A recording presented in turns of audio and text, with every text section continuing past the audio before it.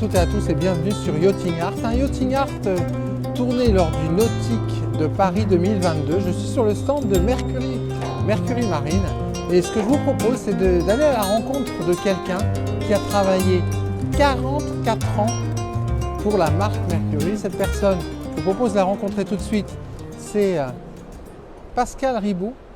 Bonjour Pascal. Bonjour Nicolas. Alors Pascal, j'ai souhaité vous rencontrer parce que ce nautique, pour vous, il est important. C'est le dernier. C'est le dernier. C'est le dernier. Aïe. Ça pique un peu. Quelque part, oui. Quelque part, oui. Quelque part, oui, ça fait quelque chose. C'est la passion d'une vie, ce métier. La Donc, passion d'une vie, ouais. Le fait de savoir que ça va s'arrêter du jour au lendemain, on n'arrive pas bien à réaliser, en fin de compte. Alors, vous y arriverez bientôt. Ben, on s'adapte à tout, de toute façon. On n'a pas le choix. On n'a pas le choix. Vous avez travaillé 44 ans pour Mercury. Oui. Incroyable. Vous savez ce qu'on va faire? On va s'asseoir. On va essayer de récupérer 2 sièges pour s'asseoir confortablement. Et vous allez nous raconter cette épopée, en fait.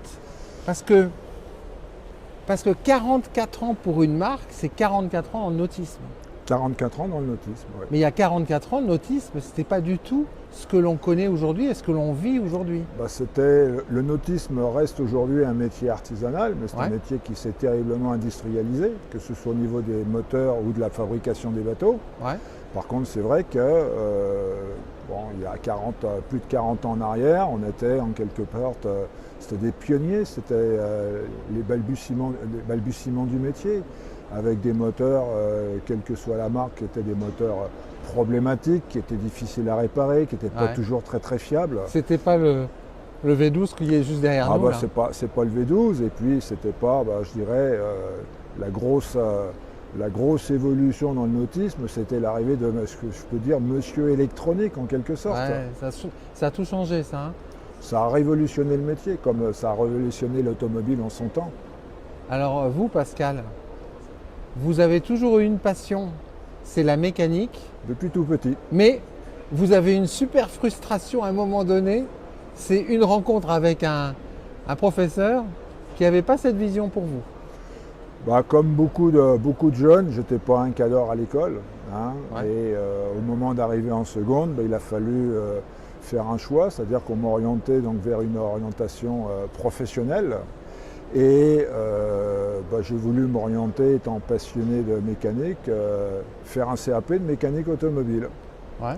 Et j'ai été orienté pas comme je l'aurais souhaité, à savoir que je me suis retrouvé donc, en formation de tourneur, fraiseur, ajusteur. Tourneur, fraiseur, ajusteur, alors que vous vouliez faire de la mécanique. Moi je voulais manger du moteur. Manger du moteur. Ouais, ça c'est une belle expression ça. Voilà. C'est peut-être indigeste parce que non. Oui, mais bon, quand on aime, on avale tout. On avale tout, oh là. Et alors comment vous passez de tourneur, fraiseur à mécanicien? Je dirais la passion a pris le dessus. Parce que vous n'avez pas fait d'études de mécanique. Non, absolument pas. Et pourtant, chez Mercury, vous avez fini comme responsable technique régional. Oui, mais c'est la passion qui fait avancer. Donc, au moment de mes études, j'ai passé un CAP de tourneur, un BEP de mécanicien monteur, mais c'était intéressant, ça me plaisait. On fabriquait des pièces, donc c'est quand même valorisant de fabriquer quelque chose avec ses doigts. Mais c'est pas ce que je voulais faire, donc parallèlement, j'ai acheté des bouquins. D'accord. Et j'ai appris la mécanique en lisant mes bouquins et en essayant de le mettre en application sur le terrain. Voilà, donc, justement, le premier moteur que vous avez démonté, c'était quoi comme moteur? C'était le moteur de ma mère qui avait une Fiat 850. Oh là, et alors, il a redémarré après? Ouais. Ah bon, c'était plutôt bien. Pas du premier coup. Ouais. Parce que j'avais pas dans mes bouquins parfaitement saisi comment on calait un allumeur. Ah, toutes les finesses de la tête d'allumage. Il y a un principe, il y a une méthodologie que je n'avais pas bien assimilée. Ah, le réglage des cylindres en fonction des fils. Exactement. Ça. Donc c'était pas le bon. C'est pas 1, 2, 3, 4. C'est ça. Non, mais bien, il y avait toute une procédure que j'avais pas bien comprise en quelque sorte. Et c'est vrai que le redémarrage a été un petit peu difficile, mais bon, avec de la persévérance, on arrive à tout. Et alors vos parents, ils étaient comment par rapport à ça? Qu'est-ce qu'ils étaient indulgents? Ils étaient fiers quand même que vous fassiez par vous-même? Fiers, je ne sais pas. sur l'instant, ils n'étaient pas fiers, ils étaient plutôt inquiets. Parce que ma mère a marché quelques semaines. Elle a marché quelques semaines. Elle n'avait plus de voiture. Ouais, mais bon, ils étaient fiers à un moment donné quand même que leur fils prenne les choses en main. Je pense que quand la voiture a redémarré, parce qu'à un moment, je crois qu'ils n'y croyaient plus eux-mêmes, et moi, à titre personnel, j'avais de gros doutes. Je ne sais pas s'ils étaient fiers, mais ils ont été surtout soulagés. Soulagés, c'est ce qui va, c'est la bonne méthode en fait. Ah bah exactement, de toute façon. On crée un peu d'inquiétude et ensuite quand on apporte la solution, on est un sauveur. Voilà le soulagement, et puis bon, à force de mettre les mains dedans, de se salir les mains, comme on dit, bon, on apprend, on acquiert de l'expérience. Après, bon, on a, je dirais, dans le monde qui nous entoure, il y a plusieurs types de logiques, et je pense que j'avais à la naissance la logique de la mécanique. La logique de la mécanique. Mais alors, qu'est-ce qui fait passer d'un moteur de Fiat 850, moteur arrière en plein sur la Fiat 850, à du bateau? Parce que c'est quand même pas tout à fait pareil. C'est pas du tout la même chose. Bon, je me suis aperçu que l'automobile, à l'époque, dès qu'on mettait les mains dedans, on était noir des pieds à la tête. Ah, ça c'est pas faux. C'était pas toujours très très accessible. Ouais. Et parallèlement, j'ai eu la chance que mon père ait toujours eu des bateaux. Ah. Et quand j'avais 13-14 ans, on allait en vacances en Corse et puis il avait des bateaux et régulièrement on tombait en panne. Et il y avait d'énormes difficultés localement pour faire dépanner le bateau. Et dans ma tête de gamin, bateau il avait des bateaux à l'époque avec des 65 chevaux, des 70 chevaux de Johnson, qui pour l'époque étaient déjà des beaux moteurs, des beaux bateaux, parce qu'à cette époque-là, chez Johnson et Vinrud, le plus gros moteur c'était le V4 de 115 chevaux, donc on avait déjà un moteur de la gamme supérieure. Et quand il y avait un souci sur le moteur, peu de gens étaient capables de le dépanner. Et moi, dans ma tête de minot, je me suis dit, c'est propre, ça a l'air compliqué, donc je vais me lancer là-dedans. Le défi, ça a été un petit peu ça. La mécanique, c'est un défi. Trouver une panne, comprendre. C'est tester des solutions. Un défi, je dirais pas, mais c'est une remise en question en permanence. Parce que là, on ne peut pas tricher. À la fin de l'intervention, ça fonctionne ou ça ne fonctionne pas. Oui. C'est du on-off. Pour votre mère, ça n'a pas fonctionné à un moment et un jour, ça a fonctionné. Ben, un jour, ça a marché. C'est l'essentiel en fait. Et alors, la rencontre avec Mercury. Parce que vous, 44 ans chez Mercury, on peut dire que vous avez du sang noir qui coule dans les veines quand même. Ah oui, c'est sûr, c'est sûr. Bah, la rencontre avec Mercury, donc je suis parti à l'armée à l'âge de 20 ans, j'en suis sorti à 21 ans. Et pendant que j'étais au service militaire, j'ai écrit chez tous les constructeurs de bateaux, dont Mercury, en leur disant je cherche une place pour apprendre le métier du moteur hors-bord. Et à l'époque, il y avait le patron de Mariner, qui était à l'époque une marque qui était importée en France. Et je tire mon chapeau à un monsieur, bon, qui n'est plus là aujourd'hui malheureusement, qui s'appelait Jacques Duvergier, qui a accepté un rendez-vous. Et je ne sais pour quelle raison, le courant est passé. Je suis parisien d'origine et je lui ai dit que je voulais apprendre le métier du moteur hors-bord et que je cherchais une place. Il a appelé tous les concessionnaires qu'il connaissait dans la région parisienne. Il n'y avait pas d'opportunité et comme j'ai été prêt à changer de région, j'ai trouvé ma première place chez Cambria Sport à Trévoux. Et là, c'est l'exil. L'exil, oui. Quand j'ai rencontré M. Cambria, André Cambria, qui n'est plus là malheureusement aussi, la première fois, il m'a dit « Pour moi, vous ne savez rien faire, vous n'avez pas de diplôme, je vous embauche au SMIC et si ça marche, je vous augmente. » On a tapé dans la main. La bonne méthode. Voilà, à l'ancienne méthode. Et puis c'était à moi de lui prouver ce que je savais faire, enfin que j'étais capable d'apprendre. Et puis j'ai relativement gravi, on va dire, les échelons techniquement parlant. Et je suis resté chez lui environ 2 ans. En fait, c'était votre centre de formation. Ça a été, c'est lui qui m'a donné toutes les bonnes ficelles. Voilà. Il a amélioré, je pense, ma logique et il m'a ouvert les yeux sur beaucoup de choses. C'était un monsieur qui avait un caractère de cochon, mais je dirais c'était... Je ne peux pas dire que je lui dois tout, mais je lui dois énormément parce qu'il a su m'inculquer les bonnes bases. Et alors ensuite, Ensuite, j'ai quitté la région lyonnaise parce que j'avais fait le tour. Je suis remonté un an travailler à Port-Saint-Try, à Corbeil-Essonnes, où là je ne suis resté qu'une seule année. Parce que ça non, c'est pas le climat, mais c'est, je dirais, le travail qu'on me proposait ne correspondait pas avec ce que je recherchais. Et en avril 81, je suis descendu sur Saint-Raphaël et j'ai racheté une entreprise. Et alors là, vous devenez patron? Je deviens patron à l'âge de 24 ans. Ouais. C'est quand même culotté quelque part. Hein. Avec le recul, j'étais fou. Ah ben non. Si, j'étais fou. J'étais fou. Trop jeune dans la vie, pas assez d'expérience, mais à force de travailler comme un malade, j'ai réussi. Je m'en suis sorti. Il n'y a pas de regret de toute façon? Non. Non. Parce que quand même, quand on est patron, on suit son chemin quand même. Je dirais, travailler pour soi, c'est pas facile tous les jours, parce qu'il n'y a pas que la partie, je dirais, technique. Quand on a une entreprise, même si on travaille tout seul avec sa femme, il y a une partie administrative, et voilà, donc on change complètement. Je ne vais pas dire de statut, parce que je m'arrête pas au titre, parce que ça ne veut rien dire, mais on change de position, c'est-à-dire qu'il faut tout gérer de A à Z. Et là, vous étiez Mercury? Non, au départ, je n'ai pas pris Mercury. Il était normal que je renvoie la balle à Mariner. Donc la première chose que j'ai faite, j'ai contacté Mariner et j'ai pris Mariner. Ouais. Alors ce qu'il faut savoir, c'est que mes deux patrons faisaient du Mariner. Et à l'époque, Mariner, c'était des moteurs Yamaha de 2 à 60 chevaux. D'accord. Et du Mercury de 115 et au-dessus. Ah, donc vous étiez déjà quelque part Mercury. Enfin, de 60 à au-dessus, pardon. Ouais. Donc dès le départ, j'ai fait du Mercury. Ouais. Et là, vous étiez quoi? Mécanicien, concessionnaire? Alors j'ai été, au départ, ma première structure, j'ai été artisan. Ouais. Donc après, oui, concessionnaire, agent, on peut aller le titre, comme je vous dis, les titres, ça ne veut rien dire, c'est le résultat qui compte. Et alors ensuite là, petit à petit, ça se développe. Donc le premier atelier faisait 160 mètres carrés avec le bureau. Après, j'ai loué un autre local qui faisait 600 mètres. Et puis en 89, j'ai eu l'opportunité d'acheter un terrain de 8000 mètres et j'ai construit un hangar de 1300 mètres. Ouais, là, c'est gros. On est passé à une autre dimension, oui, effectivement. Là, c'est la concession, le type de concession qu'on connaît aujourd'hui. Là, à ce moment-là, oui, puisqu'il y avait un magasin, il y avait un atelier de 300 mètres carrés, on avait une centaine de bateaux en gardiennage, donc c'était devenu, on n'était plus au niveau artisanal, c'était devenu une petite société. Ouais.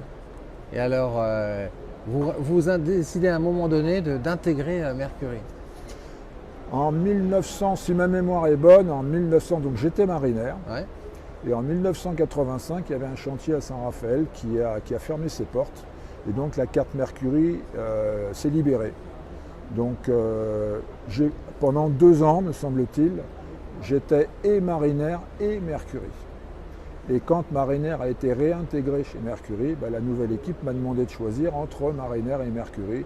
Et j'ai conservé la marque qui me semblait à l'époque plus représentative, à savoir Mercury. Mercury. Alors, ces années, entre votre démarrage, le tout début de votre arrivée dans le nautisme et le moment où vous avez votre grosse entreprise, là, oui. C'est quoi l'évolution que vous voyez dans le nautisme et dans les moteurs hors bord? L'évolution, c'est que quand j'ai commencé dans le nautisme, c'était le début des allumages électroniques. Ouais. Donc c'était, je dirais, pour nous une petite révolution, mais c'était déjà un cap technologique. Ouais. Ensuite, Mercury a été le premier constructeur de moteurs marins, que ce soit au niveau de Mercury et en Mer Cruiser, en 1987, de faire des premiers moteurs à injection électronique. Ouais. Donc là, on passait à vraiment à un autre niveau. Ensuite, 98, l'arrivée de l'Optimax.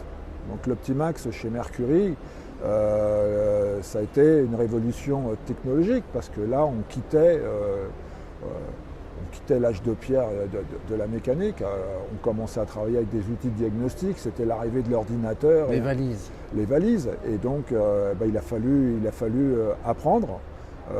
Aller en formation, se former, apprendre sur le tas, et on a continué d'évoluer comme tout le monde l'a fait. Et les clients, comment est-ce qu'ils ont changé sur cette période?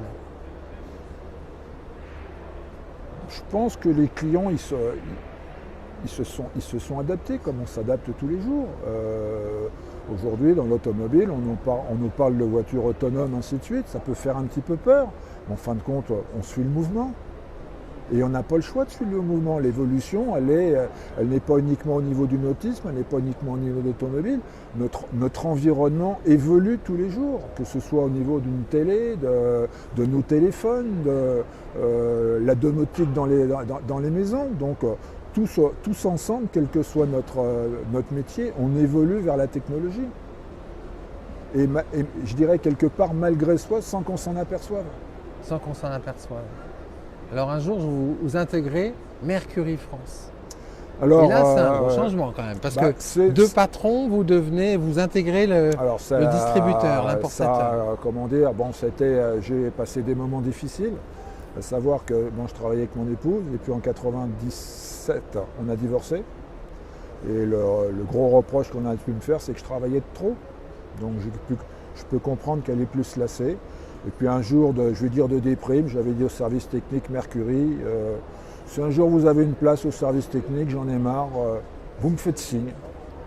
Et puis c'est tout, mais vous savez, c'est le genre de phrase qu'on lâche et qu'on a oublié 30 secondes après. Ouais. Et puis j'ai 97, 98, 99, 2000 et mai 2001, le téléphone sonne. Ah quand même, hein, ils ont attendu 3 ans. Et c'était resté dans un coin de leur tête. Le responsable du service technique à l'époque, Max Gamara, qui est un ami, lui, il l'avait gardé dans un coin de sa tête. Et donc un jour, au mois de mai, il m'appelle. Il me dit, tu sais que Thierry s'en va, il quitte la société, il va voguer vers d'autres eaux, on va dire. Je lui dis, oui, je sais qu'il s'en va, oui, et alors ? Et il me dit, tu te rappelles pas ce que tu m'as dit il y a 4 ou 5 ans en arrière ? Je dis non. Et il me dit, écoute, tu m'avais demandé que si un jour il y avait une place, tu me fasses signe. Aujourd'hui, je t'appelle. Je te fais signe. Je te fais signe. Donc ça a été grosse surprise, parce que j'avais totalement oublié cette petite phrase. Moment difficile parce qu'on arrivait au bord de la saison. Et puis au départ, je lui ai dit, écoute, moi j'ai mon entreprise, je te dis non à 90%, mais laisse-moi jusqu'à mardi ou mercredi que je réfléchisse. Et ça a été, je dirais, un grand chamboulement dans la tête pendant 3-4 jours. Et puis je pense que j'étais usé d'avoir trop travaillé dans cette entreprise. Et j'ai dit, banco, je pars. Donc j'ai laissé mon entreprise. Et 2 juillet 2001, j'ai réintégré l'équipe Mercury. Alors elle était comment cette équipe ? Parce que vous les connaissiez à l'usage depuis un petit moment. Je dirais l'avantage que j'avais en quelque sorte, c'est que quand je suis rentré chez Mercury, j'avais 44 ans. Et à part certaines personnes sédentaires ou administratives, je connaissais absolument tout le monde dans l'équipe. Vous étiez à la maison ? Oui, quelque part, je dirais que je n'ai pas été dépaysé. Le travail changeait complètement. Mais je connaissais tout le monde. Je connaissais le patron, je connaissais les commerciaux, je connaissais toute l'équipe technique. Il y a juste eu une petite période d'adaptation en termes de changement de poste. Voilà, tout simplement. Et alors le rythme Mercury ? Parce que vous étiez au rythme d'un patron qui s'épuise à la tâche, parce que travaille beaucoup. Mais Mercury, c'est pas non plus un long fleuve tranquille. Chez Mercury, il y a du rythme. C'est pas un long fleuve tranquille, mais je dirais au début, je leur disais, en plaisantant, mais on est au Club Med ici. Parce que quand on est employé dans une entreprise… Ça restera entre nous, Pascal. Ils n'en sauront rien. Parce que sinon, vous allez leur mettre une pression d'enfer. Oh non, pas du tout. Non, mais c'est vrai que par rapport au rythme que j'avais, où je travaillais 7 jours sur 7, 5 mois de l'année, où je travaillais 15 heures par jour pendant ces 5 mois de l'année. Un patron, quoi. Un rythme de patron qui en veut, oui. Le fait de faire 10 heures par jour dans les grosses journées, c'était le Club Méditerranée pour moi. C'est cool ça. Voilà. Avec peut-être même des récupérations. Oui, il y avait, mais j'ai jamais compté mes jours de congé. Ça j'imagine. Parce que j'étais pas dans ce rythme-là. Et même aujourd'hui, je dirais, si vous me demandez combien de jours de congé il me reste aujourd'hui, mais j'en sais strictement rien parce que ça n'a jamais été ma priorité. Vous ne regardez pas les feuilles de paye tous les mois pour le décompte qui est en bas à gauche. Non. C'est pas votre truc ça. Non, c'est pas mon truc. C'est pas ce qui vous fait marcher. Non, c'est pas les congés qui me font marcher, non, absolument Qu'est-ce pas. qui vous fait marcher justement? La Qu'est-ce passion. qui vous a fait marcher chez Mercury France? Bah, c'est d'abord une équipe. Une équipe. Bon, on n'est pas toujours d'accord sur tout, mais ça c'est la vie de tous les jours. Ouais. Mais c'est l'ambiance d'une équipe, c'est la solidarité d'une équipe. Et puis après, bon, la passion de la mécanique, l'évolution de la technologie, l'évolution du réseau. Et puis, je dirais, on croise une multitude de gens, aussi bien des artisans que des patrons de grosses entreprises. Et ça, c'est le réseau, en fait. Ce qui est très plaisant, c'est d'animer d'un réseau, c'est que je vais discuter de la même manière avec le patron d'une grosse entreprise que l'apprenti qui vient de rentrer dans le métier. Parce que, pour moi, quand on rentre chez Mercury, quand on est représentant de la marque, on rentre dans la famille Mercury. Et je ne fais pas de distinction entre le PDG de l'entreprise et le petit jeune qui vient d'arriver, parce que j'ai été un petit jeune à un moment qui est arrivé, qui aujourd'hui, après quelques décennies, est sur le départ. Ah. En fait, vous avez un métier très riche, parce que c'était d'un côté de la mécanique et de l'autre côté de l'humain. Oui, oui, oui. C'est un métier riche en contact humain. Bah, de toute façon, quel que soit le métier, sans relation humaine, on ne peut rien faire. Que l'on soit technicien, que l'on soit représentant, si le courant ne passe pas avec notre interlocuteur, la discussion elle cesse très rapidement. Si on ne se comprend pas, si on ne s'entend pas, on ne peut rien faire ensemble. Donc tout commence par la relation humaine. Ensuite, le produit qu'on va proposer, le service que l'on va proposer va faire la différence. Et qu'est-ce qui fait votre attachement à la marque Mercury? Parce que quand on a du sang noir qui coule dans les veines, quand on fait 44 ans pour une marque au travers de son parcours professionnel, il y a quand même un sacré attachement à la marque. C'est une marque qui, dans ses gènes, est un petit peu différente que nos confrères. C'est-à-dire, en C'est quoi un petit peu différent. Mercury est toujours une marque qui a été décriée, qui a toujours été, je veux dire, critiquée.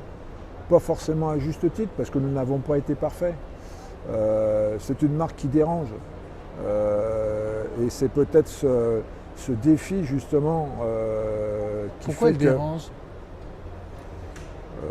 Il y a, à l'époque des 6 cylindres en ligne de temps, le mécanicien qui intervenait sur le moteur, s'il n'était pas formé pour les régler, les moteurs ne démarraient même pas.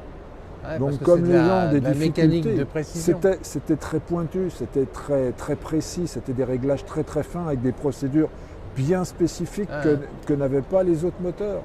Donc les moteurs ne démarraient même pas, donc les gens disaient mais ça vaut rien parce que ça ne démarre pas. Non, c'est pas que les moteurs n'étaient pas bons, c'est que la personne ne savait pas les faire marcher. Le régler, ah bah oui.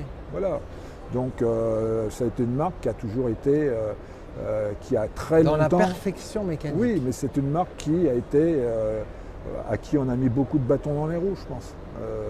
Mais comme je dis… Ça a donné un sacré esprit d'entreprise quand même.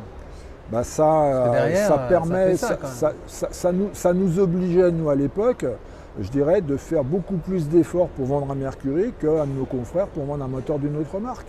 Parce que nous avions, je veux dire, entre guillemets, mauvaise réputation, et je le dis bien, souvent à tort, même si tout n'a pas été parfait, comme il n'y a rien de parfait chez nos confrères non plus. Et bon, il y a toujours, qui dit Mercury dit compétition.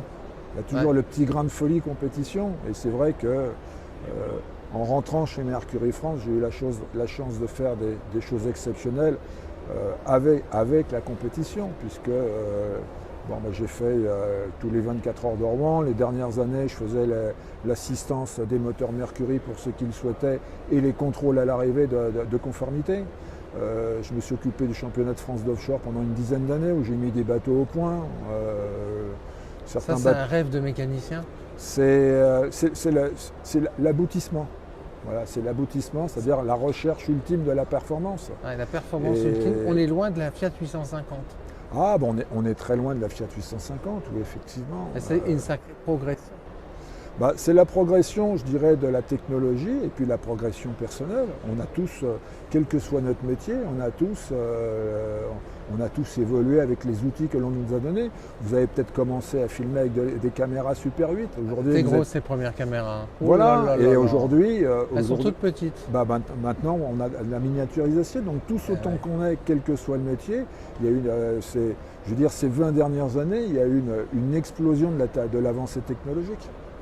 Alors vous faites du bateau, vous, Pascal? Non. Même pas? Non. Parce que je suis plus passionné par... On n'aurait pas dû le dire. Non, mais question qui fâche. Je suis plus passionné... Non, mais quand je dis j'en fais pas, je n'ai pas de bateau. Ouais. Parce que, comme on dit, c'est toujours le cordonnier le plus mal chaussé. Ah, ça c'est vrai. On n'a pas forcément le temps d'en faire quand on bosse beaucoup. Voilà, exactement. Donc maintenant que je vais avoir un peu plus de temps, on va regarder ça peut-être d'un petit peu plus près, mais ce n'est pas forcément une priorité. En tout cas, il y a une chose dont je suis sûr, hein, c'est que si vous avez un bateau, je suis sûr de la marque qui sera au tableau arrière. Non. Ah bon? Ouais, non? Ah, je sais pas. Oh là là là là. D'après vous? J'aurais pas dû poser non plus cette question. D'après vous? C'est pas possible autrement. Hein. Non, puis vous savez, aujourd'hui, j'ai eu pendant ma carrière tellement de possibilités d'essayer des beaux bateaux. Ah oui. Alors aussi bien ça, c'est vrai, beaux bateaux, soit par la technologie, soit par les moteurs, soit par la coque elle-même. Ouais. C'est qu'aujourd'hui, je devrais acheter un bateau. Je ne sais pas sur quel choix je m'orienterai. Est-ce que je prendrai un bateau d'égoïste et puis je chercherai la performance ultime? Voilà. Ouais. Ou le bateau de ce qu'on appelle de bon père de famille. Voilà. Donc, vous voyez, déjà au départ, quant au choix du type de bateau, il va y avoir, ça risque de se tirer à pile ou face.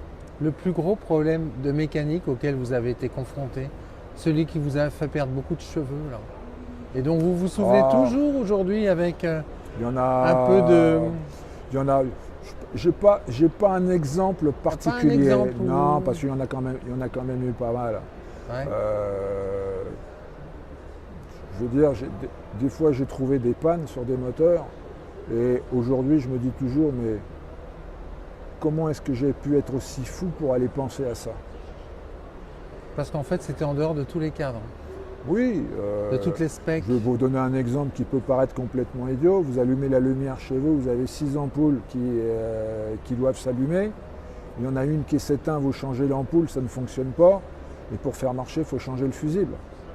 C'est en dehors de toute logique. Ah oui, là c'est complexe ça. C'est en dehors de toute logique. Et vous avez été confronté à ça des fois? Ah oui, oui, j'ai eu quelques fois et c'est là où on se dit des fois, mais je dois avoir un grain quelque part pour aller chercher la petite bête à cet endroit-là et qui, heureusement, se trouvait là, quoi. En fait, il faut être très large d'esprit quand on fait de la recherche de panne. Parce que si on reste trop enfermé dans ses certitudes, c'est pas forcément bien. On a toujours tendance à chercher trop compliqué. C'est ce que j'ai dit à tous les stagiaires, à tous les techniciens que j'ai pu former. Immédiatement, on a tendance à se rabattre sur ce que l'on maîtrise le moins, à savoir l'électronique. Ah bah oui, c'est facile. On sait, les ordinateurs, les logiciels de diagnostic nous donnent une multitude d'informations, mais il y a toujours la zone d'ombre, la chose que l'on ne peut pas contrôler, que l'on ne maîtrise pas. Donc on a tendance à se cacher derrière ça. Alors que quelle que soit l'évolution technologique, il ne faut pas oublier qu'un moteur, il y a des pistons, il y a des soupapes, il y a des bougies, et on a toujours tendance à vouloir passer outre, à chercher trop compliqué. Trop compliqué. Alors cette retraite là qui s'annonce après le Nautique de Paris, oui. C'est quoi vos plans? Continuer de travailler un petit peu. C'est-à-dire? J'ai quelques pistes. Peut-être continuer à faire un peu de formation. Ouais. Aider des concessionnaires ponctuellement quand ils auront un dépannage peut-être un peu spécial à faire. Voilà. Un atterrissage en douceur. Oui, je peux. De toute façon, si vous voulez, la passion fait que je ne peux pas décrocher du jour au lendemain. C'est pas possible. C'est ça la vraie question. Voilà. Comment on s'arrête? Je peux pas couper la lumière. Ah oui. Pas tout de suite. Après, faut être conscient. Aujourd'hui, on est, je veux dire, entre guillemets, performant. Pourquoi? Parce que on est dedans, on met les mains dedans, on est en activité, le cerveau est en éveil permanent. À partir du moment où je vais commencer à décrocher, je sais que dans 2-3 ans, je serai largué. Parce que moi, je vais m'arrêter aujourd'hui. Ouais, par contre, le train, lui, continue de se loigner. Il y a un moment, le train, on ne le rattrape plus. Mais à ce moment-là… vous vous reposerez peut-être? Je me reposerai, puis de moi-même, je vais dire, stop, c'est bon, je suis largué, j'arrête. C'est bien aussi. C'est bien aussi, mais il faut rester lucide. Il faut rester lucide. Ne surtout pas avoir la grosse tête. Parce qu'on a toujours plus fort que soi. C'est sur ces mots qu'on va conclure notre entretien. Merci beaucoup, Pascal. Merci, Ribaud. Nicolas. C'était un plaisir de vous rencontrer sur ce Nautique de Paris et de partager avec vous ces 44 ans d'expérience professionnelle, de carrière professionnelle chez Mercury. Oui, c'est une vie de travail et de passion. Et travailler avec la passion, réellement, c'est une véritable chance. Merci Pascal Ribaud. Merci Nicolas. À bientôt.